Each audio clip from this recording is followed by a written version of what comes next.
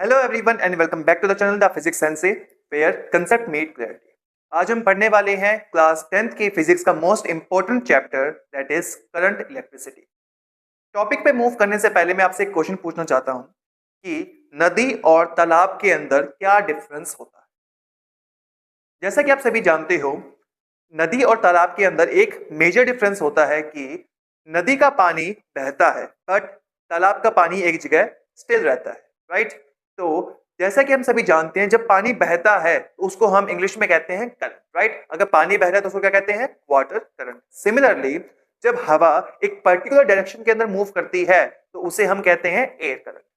उसी से मिलता जुलता हम हमारे फिजिक्स के अंदर एक टॉपिक पढ़ने वाले हैं that is electric current. This is what? Electric current. अब ये इलेक्ट्रिक करंट क्या होता है? जैसा कि हमने इस एग्जांपल के थ्रू देखा कि अगर पानी एक पर्टिकुलर डायरेक्शन में मूव कर रहा है तो उसे हम वाटर करंट कहते हैं, और सिमिलरली अगर हमारे पास हवा एक पर्टिकुलर डायरेक्शन के अंदर मूव कर रही है तो उसे हम एयर करंट कहते हैं। बट जब हम बात करते हैं इलेक्ट्रॉनिक्स के अंदर, या फिर to be more specific electricity के अंदर, इलेक्ट्रिसिटी क्या होती है actually? Electricity is a branch of physics which deals with charges, जो चार्जेस के साथ डील करती है। तो जब भी हम इलेक्ट्रिसिटी या इलेक्ट्रॉनिक्स की बात करते हैं उसके अंदर हम बात कर रहे होते हैं एक्चुअली चार्जेस के बारे में। इसके बारे में, चार्जेस के बारे में। ये वही चार्जेस है जिसे हमने क्लास 10th की फिजिक्स के अंदर देखा था कि जहां पर हमने जाना था कि इलेक्ट्रोस्टैटिक फोर्स क्या होती है। वहां पर आपने देखा था the force between two charges is known as electric या इलेक्ट्रोस्टैटिक फोर्स। सिमिलरली वहां पर जो हमने चार्जेस पढ़े थे दैट पॉजिटिव और नेगेटिव, जो पॉजिटिव और नेगेटिव चार्जेस हमने क्लास 8 के अंदर पढ़े थे, उन्हीं चार्जेस की बात हम यहाँ इलेक्ट्रिक करंट में करने वाले, राइट। अब ये इलेक्ट्रिक करंट क्या होता है? जैसे पानी किसी पर्टिकुलर डायरेक्शन में मूव करता है तो उसे हम वाटर करंट कह रहे हैं। हवा एक पर्टिकुलर डायरेक्शन में मूव कर रही है तो उसे हम एयर करंट कह रहे हैं। तो अगर मैं बात करूंगा इलेक्ट्रिक करंट की, तो अगर चार्जेस एक पर्टिकुलर डायरेक्शन में मूव कर रहे होंगे तो उसे हम कहेंगे electric current. Got it? This is what? Electric current. तो अगर डेफिनेशन की बात करें तो वहां पर हम सिंपल लिखते हैं फ्लो ऑफ इलेक्ट्रिक चार्जेस, जिसमें हम स्पेशली पढ़ते हैं इलेक्ट्रॉन्स के बारे में। बट अगर डेफिनेशन की बात करें तो क्या होगा? Flow of electric charges with respect to time is known as current, right। Electric current क्या होता है? जब चार्जेस किसी भी पर्टिकुलर डायरेक्शन में मूव करें तो उसे हम क्या कहेंगे? करंट कहेंगे। यहाँ पर हम एक लाइन जो हम जनरली हायर स्टडीज के अंदर पढ़ते हैं that is in a particular direction, in a particular direction. Don't worry, particular direction क्या होती है वो हम नेक्स्ट टॉपिक के अंदर समझने वाले कि एक पर्टिकुलर डायरेक्शन का यहाँ पर एक्चुअल मीनिंग क्या है, ठीक है। तो फिलहाल हमें सिर्फ इतना जानना था कि इलेक्ट्रिक करंट होता क्या है। तो इलेक्ट्रिक करंट क्या होता है? जब भी चार्जेस भी कौन से? जब हम इलेक्ट्रॉन्स की बात करते हैं, जब भी कोई इलेक्ट्रॉन्स किसी पर्टिकुलर डायरेक्शन के अंदर मूव करते हैं विद रिस्पेक्ट टू टाइम तो उसे क्या कहते हैं? करंट कहते हैं, ठीक है। ओके, नेक्स्ट हम बात करते हैं कि करंट को फिजिक्स में डिनोट कैसे किया जाता है, किस सिंबल के थ्रू हम करंट को शो करते हैं, एक्सप्रेस करते हैं। तो जनरली आपको जहां भी आई देखने को मिलेगा तो वो क्या होगा आपके पास? Electric current, right. अगर फॉर्मूले की अगर मैं बात करूं तो फॉर्मूला होता है करंट का charge by time. This is what?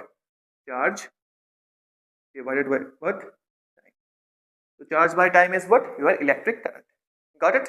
Okay, तो करंट क्या होता है? Q by T. Q is what? Charge and T is what? Time. तो इसी से अगर हम डेफिनेशन बनाना चाहें तो क्या कैसे बनेगी? This is what? Flow of charges. जब भी चार्जेस मूव करेंगे किसके साथ में? किसके विद रिस्पेक्ट टू टाइम के, तो उसे हम क्या कहेंगे? Current. Got it? Okay, next हम बात करते हैं इसकी SI unit. What? SI unit. Okay, जो भी कॉम्पिटिटिव की तैयारी कर रहे हैं अगर वो इस वीडियो को देख रहे हैं तो मेक श्योर आपको जो इलेक्ट्रिक करंट की एसआई यूनिट होती है वो एक फंडामेंटल क्वांटिटी होती है। Got it? This is what? One of the fundamental quantity out of 7। Current is the one of the fundamental quantity. Got it? तो करंट की अगर हम एसआई यूनिट की बात करें तो दिस इज व्हाट? एम्पियर। क्या होती है वो? एम्पियर, राइट, जिसे आप कैपिटल ए के साथ डिनोट करो। Got it? ओके, अगर हम इस फॉर्मूले के थ्रू इसकी यूनिट डिराइव करना चाहें तो वहां से हमारे पास या हमें मिलता है क्या? चार्ज की यूनिट होती है कूलम, चार्ज की यूनिट होती है कूलम, और टाइम की होती है सेकंड। तो यहां से हमारे पास क्या यूनिट बनती है? This is coulomb per second. Understood? I hope ये दोनों यूनिट आपको अच्छे से क्लियर हो। So this was about the electric current.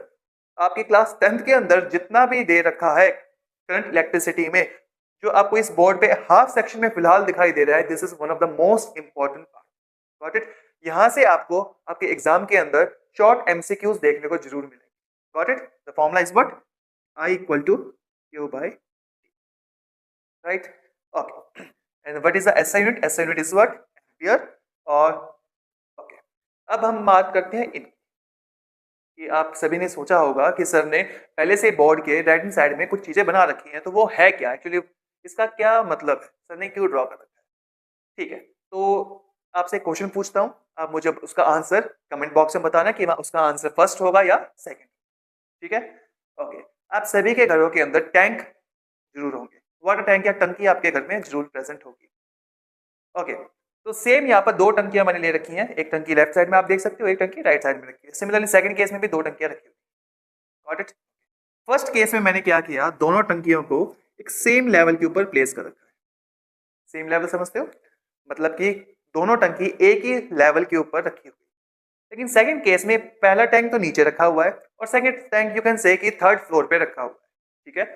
अगर आप ध्यान से देखोगे यहाँ पर कुछ स्पेसिफिक हाइट है, मतलब ये जो tank, let us name them, this is A, this is B, this is tank A and this is tank B. First case में दोनों टैंक सेम लेवल के ऊपर रखे हुए हैं और सेकंड केस के अंदर दोनों टैंकों के बीच में h हाइट का डिफरेंस। अभी दोनों को मैंने एक पाइप से कनेक्ट किया, you can see the pipe over here. Second case में यहाँ पर पाइप मैंने कनेक्ट किया, लेकिन फिलहाल पाइप को मैंने बंद कर दिया। ठीक है? सो माय क्वेश्चन इज, अगर मैं दोनों केसेस में ये पाइप ओपन करता हूं, बट दोनों ही केसेस में पाइप को ओपन कर दिया, तो कौन से केस में पानी फ्लो करेगा? I am repeating my question again, कि दोनों ही केसेस में अगर मैंने इस पाइप को ओपन किया, पाइप को बीच में से खोल दिया, तो कौन से केस में पानी फ्लो करेगा और किस साइड से किस साइड में जाएगा? आप वीडियो को पॉज करके फिलहाल अपना आंसर कमेंट बॉक्स में लिखिए, ताकि आपको भी और मुझे भी पता चले कि आप इस लेक्चर से पहले क्या सोचते थे और इस लेक्चर के बाद में आपकी लर्निंग के अंदर क्या चेंजेस आए। Got it? आई होप आपने आंसर लिख दिए होंगे। तो let me come to the answers. अब सभी ने लगभग ने आंसर किया होगा कि जो फर्स्ट केस है उसमें पानी का जो लेवल है दोनों में बराबर ही है। ठीक है? अगर हम पाइप को ओपन भी करेंगे तो जो पानी है वो कहीं यहाँ पाइप में फिल हो जाएगा, बट किसी भी पर्टिकुलर डायरेक्शन के अंदर मूव बिल्कुल नहीं करेगा। ये हम डेली लाइफ के अंदर भी देखते हैं। This is the one and the only reason कि आपकी जो टंकी होती है आपके अपर फ्लोर्स के ऊपर रखी जाती है। आप सभी ने देखा होगा आपके जो घरों के अंदर टंकी है, पानी की टंकी रखी हुई है, वो या तो छत पे रखी होगी या टॉप मोस्ट फ्लोर के ऊपर वो जनरली रखी जाती है। राइट? सेकंड केस में हमने देखा कि जो टैंक ए है वो नीचे है और टैंक बी ऊपर है।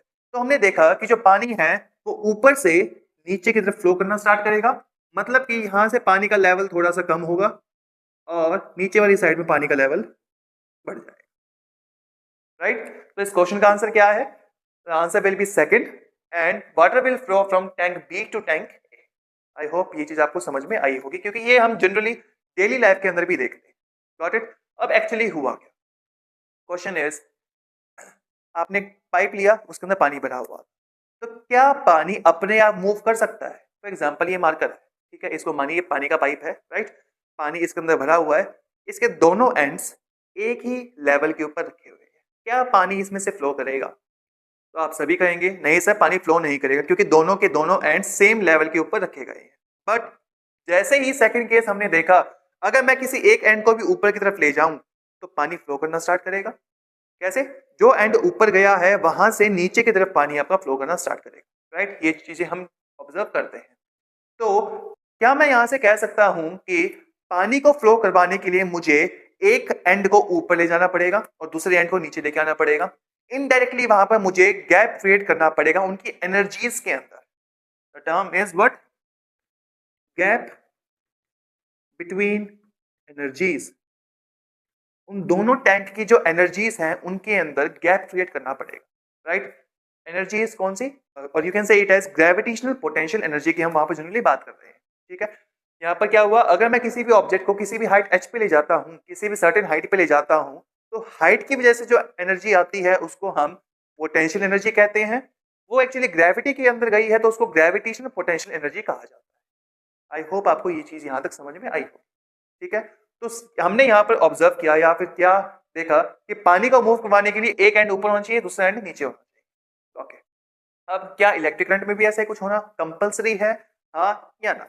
अब उसके बारे में जरा सोचते हैं। मान लीजिए मेरे पास एक वायर है, राइट, दिस इज व्हाट से कॉपर वायर। ठीक है, कॉपर आपके घरों के अंदर जितनी भी फिटिंग्स की गई हैं वहां पर कॉपर वायर आपने यूज किया होगा। The reason is copper is a good conductor of electricity, मतलब कि कॉपर इलेक्ट्रिसिटी को एक पॉइंट से दूसरे पॉइंट पे फ्लो करवाता है, अपने अंदर से पास करवा देता है, राइट। और कॉपर एक मेटल भी है। ठीक है, अच्छा कॉपर को छोड़ दीजिए, आप आयरन का एग्जांपल लेते हैं। ठीक है, iron is a metal, iron एक मेटल है और गुड कंडक्टर ऑफ इलेक्ट्रिसिटी भी है। ठीक है, तो अगर मैं बात करूं कि आप मेटल को किस तरह से डिफाइन करते हैं, तो आप में से मोस्टली मुझे आंसर करेंगे कि मेटल्स वो सब्सटेंसेस होते हैं जिनके अंदर एक एक्स्ट्रा इलेक्ट्रॉन या वैलेंस इलेक्ट्रॉन्स प्रेजेंट होते हैं, जिसकी वैलेंसी 1 2 3 ये होती है, उनको हम जनरली मेटल्स कहते हैं, राइट। ओके, तो क्या मैं कह सकता हूं अगर मेरे पास एक मेटल का रॉड है या फिर एक आयरन का रॉड है तो उसके अंदर पहले से ही इलेक्ट्रॉन्स प्रेजेंट है, राइट। ओके, उसके अंदर पहले से इलेक्ट्रॉन प्रेजेंट है। तो ये सेम एग्जांपल हो गया हमारे पास, जैसा कि हमने पानी के पाइप का एग्जांपल लिया था। पानी के पाइप के अंदर पानी है बट वो फ्लो नहीं कर रहा है, जैसा भी यहाँ पर भी देखा था, पानी तो है बट फ्लो नहीं कर रहा, क्यों? ये सर एनर्जीज का गैप नहीं है। ठीक है, तो अगर मैं इसके अंदर से यानी आयरन रॉड के अंदर से इलेक्ट्रॉन्स को मूव करना चाहता हूं एक पॉइंट से दूसरे पॉइंट की तरफ, तो मुझे क्या करना पड़ेगा?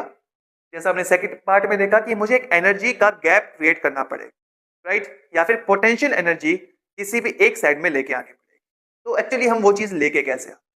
तो आप सभी ने देखा होगा, आप सभी ने मोटर के साथ जरूर खेला होगा। ठीक है, एक छोटी डीसी मोटर आती है, आपकी आरसी कार्स के अंदर मिलती होंगी, उसमें से आपने जरूर उसके साथ में खेला होगा। तो हम एक्चुअली करते क्या है, मोटर लेते हैं, वायर्स निकालते हैं और एक सेल या बैटरी को कनेक्ट करते हैं। तो वो सेल और बैटरी एक्चुअली करती क्या है? व्हाट सेल या बैटरी एक्चुअली करती क्या है? सेल का जो सिंबल होता है फिजिक्स में यूज किया जाता है कुछ इस तरह से, राइट। एक बड़ा टर्मिनल होता है, एक छोटा होता है। बड़े जनरली पॉजिटिव डिनोट करता है और छोटे वाला नेगेटिव। अब ये एक्चुअली है क्या, एक बार इसको समझते हैं ताकि जो नेक्स्ट टॉपिक है उसको आप अच्छे से ग्रैस्प कर पाओ। What is this? This is what a cell. ये सेल है। जो बड़ा टर्मिनल है, अच्छा इसको हम आपके जो घर में आप यूज करते हो सेल्स, उसकी तरह अगर बनाए तो वो कुछ इस तरह से बनेगा। सर आप इस तरह का लेके आते हो अपनी शॉप से, जो आपके रिमोट के अंदर या टीवी के रिमोट के अंदर, एसी के रिमोट के अंदर, फैन के रिमोट के अंदर यूज किया जाता होगा। Got it? ओके, इसका एक कैप होती है एक तरफ और एक तरफ बिल्कुल प्लेन होता है। जनरली जो कैप वाला पार्ट होता है, this is the positive part and other one is the negative part. तो इस सेल को हम डिनोट करते हैं फिजिक्स में कुछ इस सिंबल के साथ। सिंबॉलिक रिप्रेजेंटेशन है सेल की। अंडरस्टूड? ओके। पॉजिटिव, पॉजिटिव मतलब वहां पर वो जो पार्ट है वो हायर पोटेंशियल पे है। Always remember that positive means higher potential. Higher potential को आपको फिलहाल के लिए समझना है कि हायर पोटेंशियल का मतलब है हाइट के ऊपर है। हाइट के ऊपर मतलब उसके अंदर एनर्जी ज्यादा है। अंडरस्टूड? पॉजिटिव मतलब पॉजिटिव पोटेंशियल मतलब हायर पोटेंशियल। हायर पोटेंशियल मतलब किसी हाइट के ऊपर है। हाइट के ऊपर है उसका मतलब क्या है कि वो हाई एनर्जी पे है। और नेगेटिव का मतलब क्या है? Lower potential. Negative is what? Lower potential.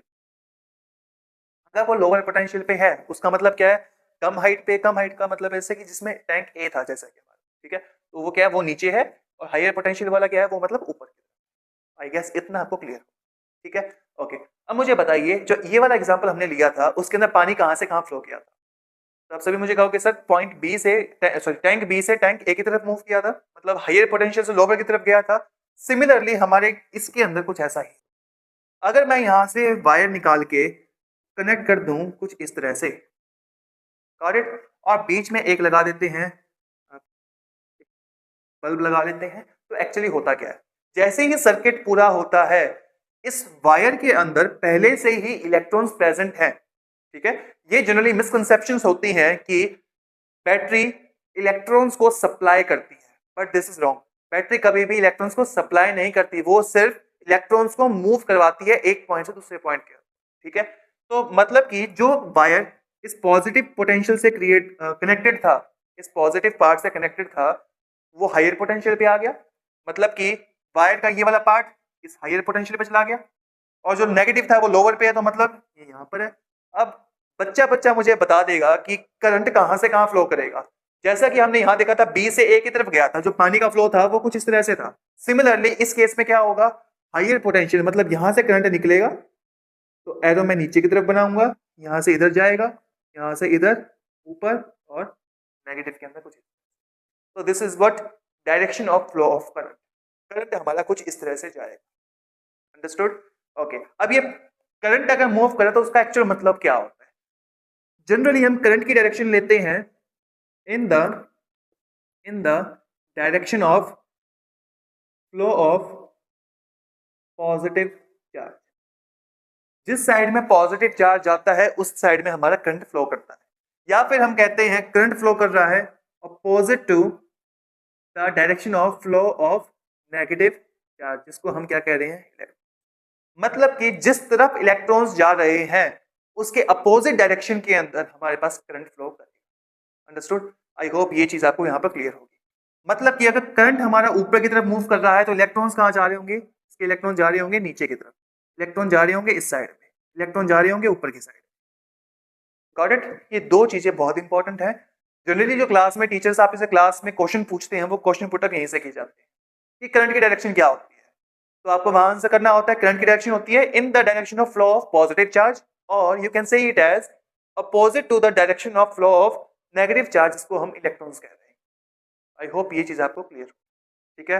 Okay. अब ये इतना सब कुछ पढ़ने का मेन रीजन क्या था, इससे मैं आपको समझाना चाहता हूं एक term, this is what, this is terminal potential difference. This is what, terminal potential difference, जिसको आपकी बुक के अंदर डिनोट किया गया है टर्म V के साथ। V is what, potential difference, या फिर इसको हम कहते हैं टर्मिनल पोटेंशियल डिफरेंस। तो क्या होता है V? Got it? अब ये पोटेंशियल डिफरेंस है क्या, सेल के पॉजिटिव और नेगेटिव पार्ट के बीच में कितना एनर्जी का डिफरेंस है उसको हम क्या कहते हैं, टर्मिनल पोटेंशियल डिफरेंस। आई होप ये चीज आपको यहां तक क्लियर हो। एक बार मैं इस पार्ट को रब कर देता हूं, आप इस वीडियो को यहाँ पर पॉज करके स्क्रीनशॉट ले लीजिए, क्योंकि ये जो चीजें आपको बताई गई हैं ये जनरली क्लास 12th के अंदर या उनसे हायर क्लासेस के बच्चों को बताई जाती है। Got it? तो एक बार स्क्रीनशॉट ले लीजिए। तो आइए देखते हैं कि टर्मिनल पोटेंशियल डिफरेंस एक्चुअली होता क्या है। आप अगर बुक देखोगे तो वहां पर V की जो वैल्यू है या V का जो फॉर्मूला है वो आपको गिवन मिलेगा, वर्क डिवाइडेड बाय चार्ज। क्या मिलेगा? Potential is equal to work by charge. Actually में ये potential at a particular point को डिनोट करता है, किसी भी एक पॉइंट का पोटेंशियल क्या है। ठीक है? ओके। एक्चुअली ये जो डेरिवेशन होता है, ये फॉर्मूला के जो हम बताते हैं, ये कुछ ऐसा होता है, मान लीजिए कोई चार्ज है, कोई भी चार्ज इलेक्ट्रॉन है मान लेते हैं, वो कहाँ पर है, इन्फिनिटी पॉइंट पे रखा हुआ, कहाँ पर रखा है, इन्फिनिटी पॉइंट के ऊपर, और मान लेते हैं यहाँ पर एक पॉजिटिव चार्ज रखा हुआ है। ठीक है? मुझे इस पॉइंट, इस चार्ज को इन्फिनिटी से उठाकर मान लेते हैं इस चार्ज से इस पॉइंट P के ऊपर लेके आना, जो पॉजिटिव चार्ज से r distance. Got it? Okay. अब आप सोचोगे सर ये डॉटेड लाइन क्या है? Dotted line is the field. This is what, field. क्या होता है हमारे पास, फील्ड होता है। फील्ड क्या होता है? ओके। फील्ड अगर आपसे मैं पूछे फील्ड क्या होता है तो आप सभी के दिमाग में कुछ आया होगा कि सर खेत को हम फील्ड बोलते हैं, खाली एरिया को हम फील्ड कहते हैं, राइट? ओके। तो सेम चीज हमारे पास फिजिक्स में होती है। फील्ड क्या है? This is actually your electric field. Electric field क्या है? मान लेते हैं पॉजिटिव चार्ज है, चलो इसको एक मैग्नेट के थ्रू आपसे समझाता हूँ। मान लेते हैं मैग्नेट है, ये नॉर्थ पोल है साउथ पोल है, राइट? अब मान लेते हैं मैं दूसरा मैग्नेट लेके आया, सेम ये दूसरा मैग्नेट है, इसका पॉजिटिव पार्ट ये, सो नॉर्थ पोल ये है, साउथ पोल इस साइड में है। ठीक है? आप सभी को पता है अगर मैं दोनों नॉर्थ को लेके आऊंगा तो रिपेल होगा, साउथ को लेके आऊंगा तो रिपेल होगा, नॉर्थ साउथ को लेके आऊंगा तो अट्रैक्ट होगा। ये सभी जानते हैं, सभी ने एक्सपेरिमेंट करके देखा। बट सोच के बताओ, this is what, south, this is north, क्या ये इतने डिस्टेंस से अट्रैक्ट कर लेंगे? You will say yes sir कर लेंगे। कितने डिस्टेंस से? आप कहेंगे सर थोड़ा मुश्किल होगा, बट कर लेगा। कितने डिस्टेंस से?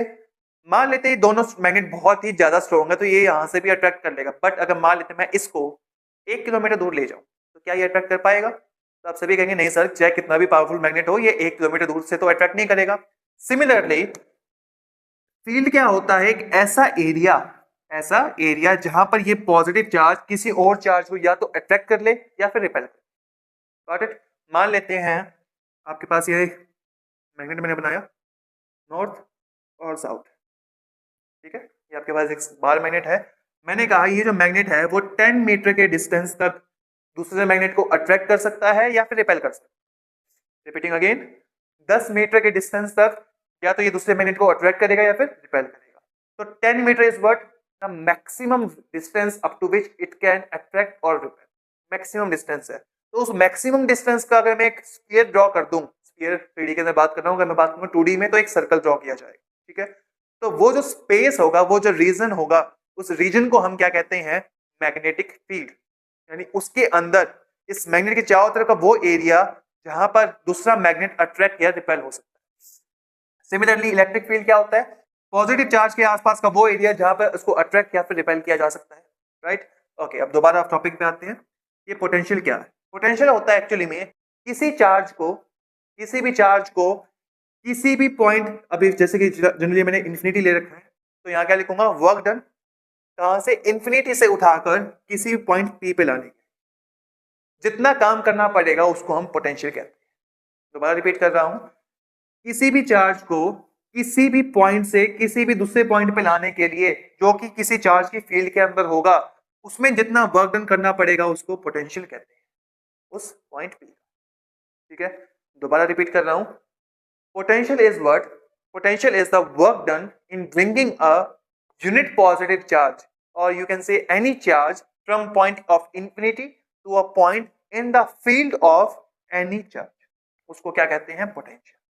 ये एक्चुअली क्लास 12 का टॉपिक है, तो जो क्लास 10th के बच्चे मुझे देख रहे हैं तो प्लीज इस पार्ट को आप स्किप कर सकते हैं थोड़ा सा बीच में, ठीक है, क्योंकि ये ज्यादा डेप्थ वाला है, तो आपको क्लास 12th में ये चीजें दोबारा पढ़नी पड़ेगी, ठीक है।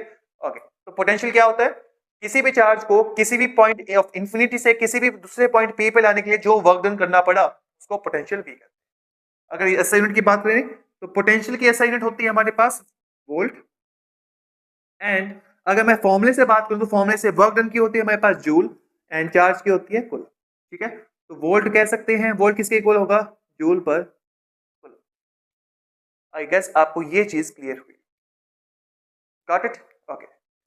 वन मोर थिंग, आपसे एक क्वेश्चन और पूछा जाएगा, that question is define 1 ampere. 1 ampere actually होता है, तो 1 एम्पियर को डिफाइन करना बहुत ही इजी है। हमने पढ़ा था I is equal to Q by T होता है।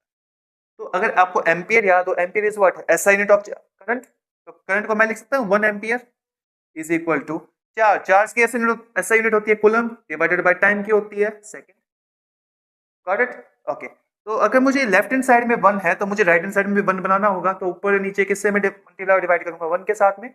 तो 1 एम्पियर को कैसे डिफाइन करेंगे, अगर 1 कूलम ऑफ चार्ज मूव कर रहा है 1 सेकंड में किसी एक पॉइंट से दूसरे पॉइंट के ऊपर, तो उसको क्या कहेंगे, 1, ठीक है। तो आप फॉर्मूले से ही उसकी डेफिनेशन इजीली बना सकते हो। इसकी एग्जैक्ट डेफिनेशन मैंने यहाँ पर टैग भी कर दी है, तो आप यहाँ से स्क्रीनशॉट उसका ले सकते हैं, ठीक है। आई होप यहाँ तक आपको ये चीजें समझ में आई। तो आज हमने दो चीजों के बारे में अच्छे से जाना। First one is what, electric current क्या होता है, and second is what, potential difference क्या होता है, या फिर टर्मिनल पोटेंशियल डिफरेंस क्या होता है। आगे का जो टॉपिक है that is Ohm's law. Ohm's law को करने के लिए आपको ये दोनों चीजें बहुत ही अच्छे से आनी चाहिए कि करंट क्या होता है और पोटेंशियल डिफरेंस क्या होता है, क्योंकि इन्हीं के रिलेशन को हम ओम्स लॉ के थ्रू डिनोट, ठीक है। And Ohm's law is the basics of your electricity, okay. I hope आपको आज की वीडियो समझ में आई होगी। सो मिलते हैं नेक्स्ट वीडियो के अंदर, तब तक के लिए thank you and have a good day. अगर आपको वीडियो पसंद आई हो तो प्लीज वीडियो को लाइक करिए, चैनल को सब्सक्राइब करिए। मिलते हैं नेक्स्ट वीडियो के अंदर।